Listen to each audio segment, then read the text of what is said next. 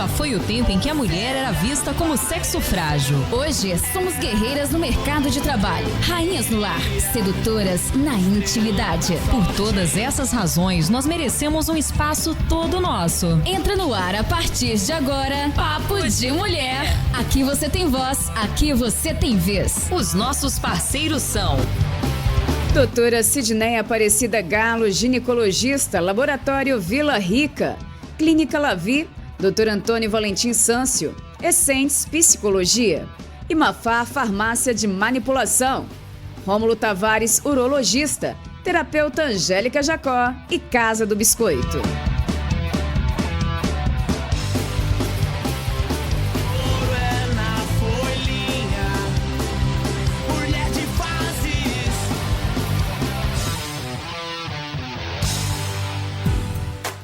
Excelente tarde para você em sintonia com a Pomerana FM. Mais um Papo de Mulher entrando em cena nesta tarde.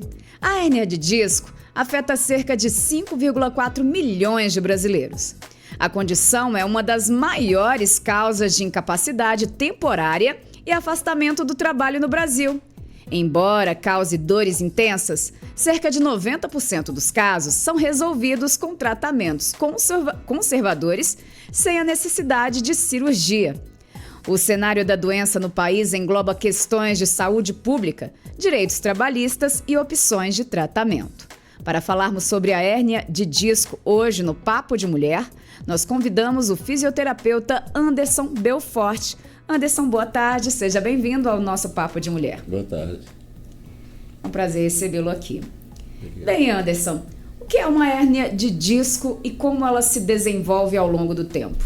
A hérnia de disco é uma degeneração do disco intervertebral.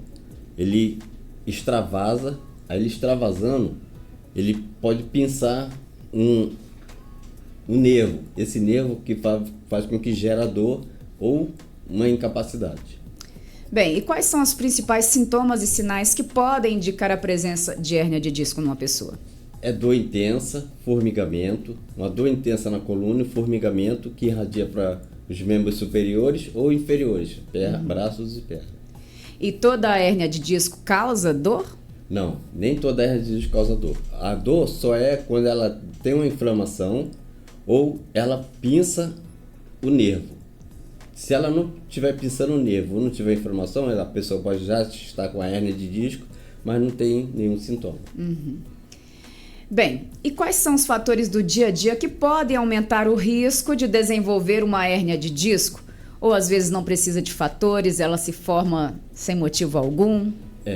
Tem fatores sim, tem sedentarismo, tabagismo, má postura, pegar peso de uma forma errada, pode gerar ou piorar uma hérnia de disco. Então, esses são os fatores do dia a dia que contribuem. Sim. Como saber se estamos pegando peso de forma errada? Aí teria que ter uma orientação ou pesquisar na internet. Porque normalmente as pessoas até sentam de forma errada. No caso, eu estou sentado de forma errada. Tem que ser ereto, né? Normalmente as pessoas teriam que ter uma postura boa, mas a gente acaba sempre relaxando um pouco, né? Isso. E, Anderson, como diferenciar uma dor muscular comum de uma dor causada pela hérnia de disco? A dor da hérnia de disco, ela dá aquela dor na coluna e depois dá um formigamento, ela sempre irradia para os membros, dependendo da altura da hérnia que estiver pinçando o nervo. Por exemplo, se estiver pinçando mais alto, dói os braços? Dói os braços, se estiver formigamento. Pinçando, isso. Dor, formigamento, fraqueza muscular. Isso tudo depende da altura do pinçamento. E por que você já falou, né, que sedentarismo, postura, tem relação com a hérnia de disco. Mas por que o sedentarismo? Se a pessoa, vamos supor, se a pessoa não faz nem esforço, pega peso demais, é bem sedentária mesmo. Isso, o que acontece? O sedentarismo faz com que ela crie um sobrepeso. Esse sobrepeso, a musculatura está ali, faz conta. Aqui é a musculatura de uma pessoa magra. Aí aqui é a musculatura de uma pessoa gorda. Então, obesa no caso. É a mesma musculatura. Então, se ela não faz musculação, se ela não fica ali só sentada, prostrada no sofá, essa musculatura vai continuar ali. Só que o peso está aumentando. Em volta. Então, ela precisa fortalecer o músculo para aguentar, manter a coluna no lugar, no né? padrão. Porque aquilo é como se puxasse, né? Aquele excesso de peso. A mesma coisa a postura. Aqui, esses dois braços, a coluna aqui no meio, aqui é a musculatura. A musculatura fica puxando para um lado, para o outro, para um lado. É isso que gera a hérnia. Aí o disco puxa para cá, aí torta. Tem essa coisa das mulheres de carregarem bolsa pesada só de um lado também. Isso também pode influenciar? Influencia muito. Além da hérnia de disco, gera escoliose. Aí a escoliose pode piorar uma hérnia de disco. E em quais situações, Anderson, a hérnia de disco pode afetar a mobilidade ou provocar formigamento? Nesse caso, você já disse, né, do formigamento de pernas e braços. Isso. Mas quando ela pode afetar aí a mobilidade de uma pessoa? Se ela pega a raiz nervosa e ela começa a fazer com que aquele membro comece a ter fraqueza. Então ela não consegue pegar um copo, ou ela começa a andar e a fraqueza... Dá uma fraqueza na perna e parece que isso, porque perdeu a força. Isso, é porque a terminação nervosa, que seria como um choquinho, não chega até o músculo. Porque o nosso músculo, a função é só encolher. Ele encolhe para fechar e encolhe para abrir. Então ele encolhe. Então, como que ele encolhe? Com tipo um choque. Um sistema nervoso faz com que ele leve um choque e esse músculo encolhe. Aí você perde essa condução, porque ela está pinçando a raiz nervosa. Aí você perde a condução de muscular.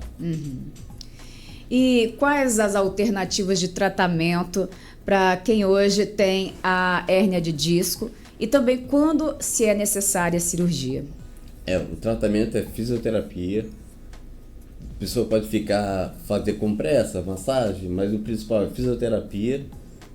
E está falando do que fazer se a que tratamentos hoje, né? Isso. E quando esses tratamentos não resolvem, quando é indicada a cirurgia, por exemplo? Quais os tratamentos hoje, sem ser cirúrgicos, para a hérnia de disco? Tem fisioterapia e infiltração. Infiltração e injeção, que são tratamentos não invasivos. Mas para chegar a fazer a cirurgia, tem que ter de 6 a 12 semanas de tratamento fisioterapêutico. Não deu bom, aí sim. Ou numa situação neurológica. A pessoa perdeu, não consegue mais mexer com o braço por causa da hérnia de disco. Aí vai ter que fazer a cirurgia. O que seriam essas infiltrações? O próprio fisioterapeuta faz ou é um outro profissional? Um fisioterapeuta ele pode até fazer, se ele for técnico em enfermagem ou se ele for enfermeiro. Você também é técnico em enfermagem, né? Além de ser fisioterapeuta. Isso. Por quê? Porque fisioterapeuta não pode aplicar injetáveis. Mas aí, como se ele tem o respaldo da enfermagem, aí sim. Mas normalmente quem aplica isso é o médico. E o que seriam essas aplicações de anti-inflamatórios? Isso, anti-inflamatórios já no local da... Corticoides deve ser. Isso. E os exercícios, as atividades físicas, são recomendadas ou contraindicadas para quem possui hérnia de disco? Porque no início você falou, né, da relação de pegar peso incorretamente. E a gente sabe, quando a gente fala de atividade física, muita gente se liga isso à musculação. Que tipos de atividades físicas são recomendadas e quais não são recomendadas? Não é recomendado fazer atividade de alto impacto, tipo pular, correr. Então essas não são. E nem rotação. Algumas rotação por um lado. Sim. Porque às vezes a pessoa sente dor, aí começa a rodar, girar para um lado para o outro para ver se melhora. Isso pode piorar. A carretão pior. Então esses exercícios que pulam muito... De correr, de ficar soltando em jump. Porque são exercícios de alto impacto. Pior ainda quando a pessoa não sabe que tem a hérnia, né? Porque umas não causam dor. Aí pode começar a sentir dor. Isso aí, pode piorar a situação, porque aí gera inflamação. Ela tem a hérnia ali, mas tá quietinha. Começa a mexer muito, aí gera inflamação, aí que ela começa eu tô com hérnia. Mas depois já deu inflamação. Sim. Aí entra a musculação, né? Tem essa coisa de não ter um personal, ou às vezes a maioria, né, das academias só tem um profissional para olhar um monte de alunos e acaba não olhando o aluno fazendo exercício errado, posição errada, peso errado. E aí, é recomendado ainda assim fazer musculação? Não, musculação, o nome já diz. O que ela vai gerar? Ela vai gerar uma tonicidade muscular. Ela só vai gerar músculo, mas ela não vai gerar força. Normalmente, quando as pessoas começam a fazer musculação, é para ter tônus muscular, para ficar bonitinha, parrudinha. Sim, mas gerar força real, ela tem que ser exercício focado para cada situação. que seria ali com a fisioterapia. Seria com a fisioterapia. Por exemplo, a coluna ali que você falou de fortalecer para quem está acima do peso, vamos supor assim, né? Isso. É a fisioterapia que vai fortalecer ali essa... Isso, seria os grupos musculares que a gente trabalha. No caso da musculação, a pessoa vai estar, estou fortalecendo o ombro, Aí está pegando que tá peso, fortalecendo. mas está fortalecendo um ombro, mas está gerando uma sobrecarga muito alta na coluna. E esse é o problema. Esse é o problema. Que afasta muita gente depois da musculação. Isso, porque igual muitos profissionais de musculação, esses grandes que tem Fisiculturistas. Isso aí, fisiculturista. Se você reparar, você vai ver uma quantidade deles, enquanto estava novo, estava bonito, forte, e agora velho, estão todo mancando, com todo torto, andando estranho. Por quê? Porque gerou muito desgaste na coluna. Entendido. E como é o tratamento com a fisioterapia nesses casos de hérnia de disco? O que é feito com o paciente? O fisioterapeuta faz? São tipo assim, são exercícios focados para cada grupo musculares. A gente trabalha primeiro os flexores, rotadores. Então, eu sei que eu só posso trabalhar flexores. Não, nessa pessoa eu só posso trabalhar músculos rotadores. Então a gente tem que saber quais os músculos trabalhar e quais as situações de como fazer. Não posso chegar e, vamos fazer 10 flexões para melhorar a postura. Vai melhorar a postura, mas essa flexão pode estar mexendo com outro grupo musculares que eu não queria que se mexer, vai puxar para um lado, vai puxar para o outro. Dá para sentir ali a hérnia de disco somente com toque ou é necessário uma ressonância ou tomografia? Não, um raio-x? tem que ser um exame de imagem. Tem que ter o exame de raio-x imagem. Não, seria mais uma tomografia ou uma ressonância. E quais os hábitos podem ajudar a prevenir crises ou agravamento da condição? O agravamento pode ser gerado por a pessoa achar, não vou ficar deitada aqui, máximo de tempo possível vai melhorar. Não, pior. Se ela ficar muito tempo deitada, piora. Então ela tem que evitar o máximo de ficar deitada, fazer compressa, fazer fisioterapia e tentar fazer movimentos que ela não gere dor. Movimentos que melhora o mobilismo, mas sem gerar dor. Você falou que a cirurgia, depois de meses de tratamento, ou se a pessoa perdeu a mobilidade de um membro, seria necessária a cirurgia. E muitas pessoas, a gente sabe que quando fala de cirurgia tem a dor ali, mas corre de cirurgia por medo de ter sequelas, como ficar sem andar, né, depois já está se tratando de coluna. Os resultados da cirurgia são satisfatórios? Existem muitos riscos? Existe risco, porque normalmente, quando se fala de coluna, a gente pensa logo em medula. E um talhozinho na medula, você pode ficar sem sentir ou sem mover.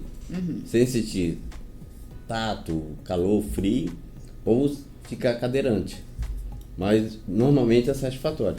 Mas só em caso de perda de movimento. Então, não, tá doendo demais, não aguento, e tá usando morfina, tá usando medicação pesada. Que atrapalha estômago e outras coisas. Né? Aí sim, aí tem que ser a cirurgia.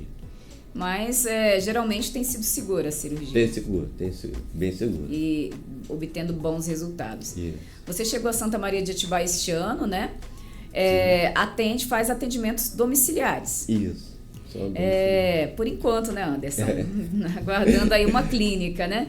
Qual o telefone de contato? Para quem queira, aí que está em casa, passando por processos de reabilitação, sofreu um AVC, um acidente, né? E precisa de um atendimento de um fisioterapeuta, qual o seu telefone de contato? Cara, o daqui da cidade eu não gravei ainda, mas eu tenho o meu particular também eu atendo. É 21 97212 9889. Pode repetir, por favor? 21 97212 9889. Ou então entrar em contato aqui com a Rádio Pomerana FM, que a gente também tem o contato do Anderson. Anderson, muito obrigada por sua participação. Uma boa tarde. Obrigado a você, obrigado. Bom trabalho. O nosso Papo de Mulher fica por aqui.